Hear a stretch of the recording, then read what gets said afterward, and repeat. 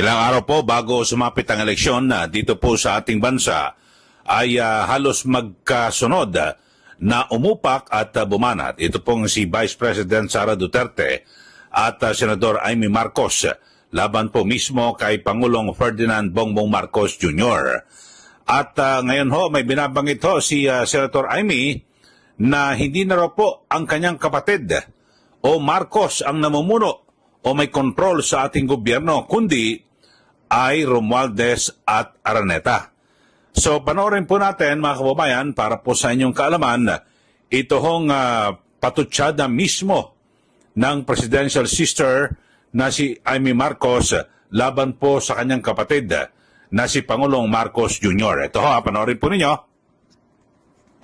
Iginiit ni Senator Amy Marcos na hindi na isang Marcos ang may kontrol sa gobyerno kung hindi ang mga Romualdez at Araneta. Sa isang video na pinost ng senadora sa kanya official page, sinabi niyang hindi papasok ang isang tunay na Marcos sa alyansa kasama ang mga politikong umanay tumalikod sa kanilang pamilya noong 1986. Binanggit din niya na ang patuloy na pag-aangkat ng bigas at kawalan ng hustisya ay patunay na hindi na umano Marcos ang namumuno sa gobyerno. Ang gobyerno ngayon ay hindi Marcos. Ang gobyerno ngayon ay Romualdez at Araneta. Wala pang reaksyon ang Malacanang hinggil sa naging pahayag ng presidential sister. Okay, so yun po ang pahayag ni Senador Amy Marcos at binabanggit niya na hindi na raw po Marcos kundi Araneta at Romualdez. So, ibig sabihin po nito ay yung kanyang patutsada ay hindi na ang kanyang kapatid ang may kontrol ng gobyerno. Yan po ang kanyang aligasyon, mga kababayan. At so, halos magkasunod po, no? Yung upak na ito ni Senador Amy Marcos. So, ilang araw na lang po. Tatlong araw na lang po ay mag-i-eleksyon na. At talagang ratsyada ho yung mga, siyempre, sanay po ng oposisyon at normal lamang na sila po ay upak sa panig po ng administrasyon. At ito ho ay kasunod ho niyan ay una-una dyan ay nagbigay din ng maanghang na talumpati. Ito pong si VP Sara Duterte at kanyang inupakan, binira, ito pong si Pangulong Marcos Jr. Pakinggan po natin mga kababayan. Sa kasamaang palad, iniluklok natin ang isang leader na walang kakayahang maintindihan ang tunay na kalagayan ng mga Pilipino.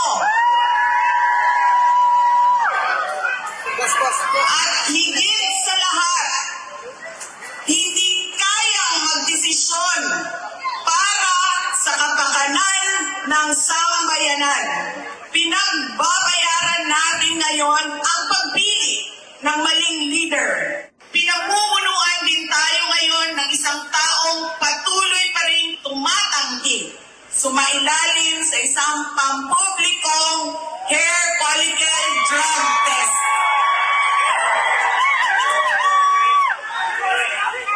At nagsinungaling sa 20 pesos ang bigas. Hindi ako mapapagod na sabihin ito. We Filipinos deserve better. We must return to long-term, concrete programs, not short-term dole-outs that are being abused by those in power. Okay, so yan po ang pahayag ni VP Sara Duterte at kung saan ay kanyang direktang inupakan din. Ito pong si Pangulong Marcos Jr. At halos magkaparehas po, no? Magkatono ang upak ni Senator Amy Marcos at pati sa bigas, parehas po sila ng issue at kung saan ay kanilang binibira. Ito pong si Pangulong Marcos Jr. At siyempre sa panahon po ng kampanya sa eleksyon ay normal po ito, no? Na talagang magpapalitan po ng mga maanghang na salita, no? At magbabato ng mga maanghang na pahayag ang nasa panig po ng oposisyon. Pero alam niyo ho ba sa Malacanang ay talagang binabantayan pala, no? Ang bawat galaw ni VP Sara Duterte at binomonitor na ho, no? Yung lahat po ng speech o talumpati ni VP Sara Duterte. At sa katunayan ay natanong po sa Malacanang, umamin po ito pong si PCO, Undersecretary Claire Castro, na siya raw mismo pinapanood niya yung speech ni BP Sara at siguro para mapaghandaan din kung ano ang kanilang magiging sagot sa mga upak ng Vice Presidente. So yun po, at natanong ho yan sa press con o press briefing dyan po sa Malacanang. At ito, panoorin po natin mga kababayan, ha? Pumunta si VP Sara sa meeting di avance ng PDP laban. At sinabi niya po, ngayon daw nawu-witness ng buong bansa ang isang systematic demolition job against its political opponents.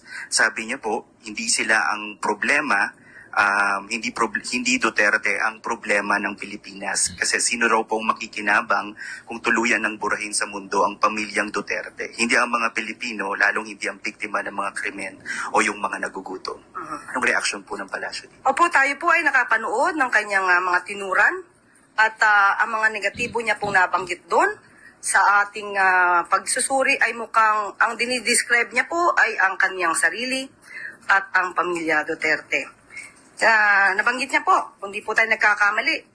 Okay, so yun po ang pahayag ni Undersecretary Claire Castro at inamin po niya na pinanood niya itong talumpati o speech ni BP Sara. So ibig sabihin ay talagang binabantayan, gwardyado ng Malacanang itong bawat kilos at siyempre sa bawat pangangampanya po ni BP Sara Duterte sa mga kandidato na kanilang inendorso ay binabantayan pala ito ng Malacanang. So kayo po sa ating mga suki, sa ating mga viewers, ano po ang masasabi niyo rito? Una, yung kanina, yung binabanggit po ni Senator Amy Marcos na hindi na raw po Marcos ang may kontrol ng ating gobyerno, kundi ay Romualdez Araneta.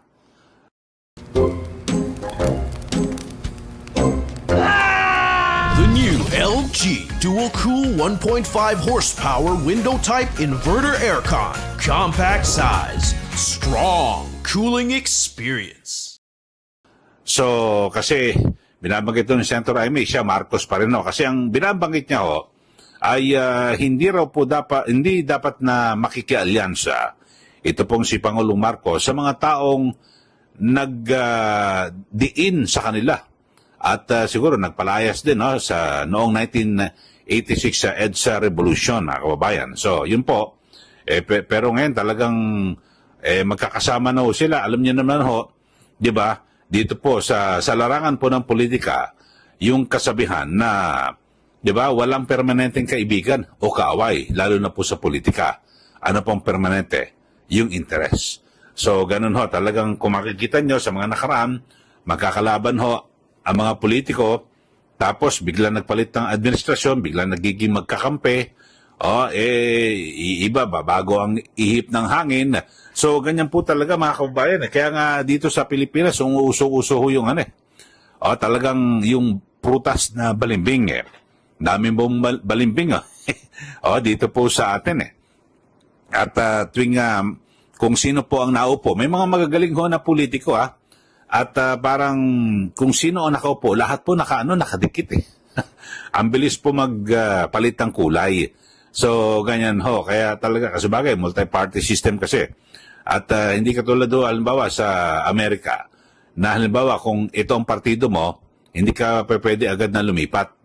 Alam ko, at least yung mga 5 taon bago ka lumipat. Pero talagang walang lipatan.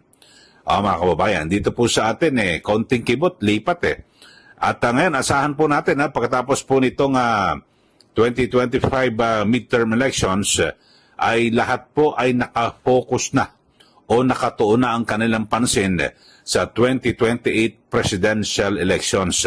At mararamdaman nyo pag nakita nalaman, may mga lumalabas na mga datos at syempre na kung sino ang mga llamado at may posibilidad na manalo sa 2028 presidential elections, nandun na lahat yan, lilis na agad yan. Sa ngayon, base po sa mga naunang survey na lumalabas ay patuloy na tumataas ngayon yung survey ni BP Sara Duterte. At siyempre kapag ganito, meron po siyang puhunan kung siya po ay tatakbo na Pangulo, meron po siyang puhunan. At kasi base rin po sa yung survey na WR numero, naku, tumaas daw po ang sinasabing pro Duterte. Samantalang 40%, 40%, samantalang yung pro Marcos ay nasa 14 lang, 14%. So magandang puhunan po yan at meron pong 31% na kumbaga sa undecided at hindi sila pro Duterte at hindi sila pro Marcos. So yun po. Pero dun po sa 31% yun, merong mga nagsasabi na dati silang pro Marcos, wala na silang nilipatan. So ganyan ho. At talagang patuloy daw tumaas itong pro Duterte simula noong agad na arestuhin at dalhin po sa ICC sa The Hague, Netherlands, ito pong si dating Pangulong Duterte. So abangan ho natin mga kababayan at siyempre ito'y panahon po ng upakan, birahan ng mga politiko at ito pong si VP Sara Duterte ay talagang aktibo na ikinakampanya yung mga kanilang kandidato na nasa hanay po ng oposisyon, maging sa national yung mga senatorial candidates at maging sa mga lokal. Dahil sa lalo na yung mga miyembro ng Quadcom, yung mga kongresista na talaga namang umupak dito po sa mga Duterte, lalo na po kay dating Pangulong Duterte at kay VP Sara Duterte. So abangan po natin mga kababayan at ngayon, sa mga hindi pa ho nakakapag-subscribe, mag-subscribe na po kayo dito po sa ating YouTube channel. At i-like din po at huwag pong kalimutan na i-share.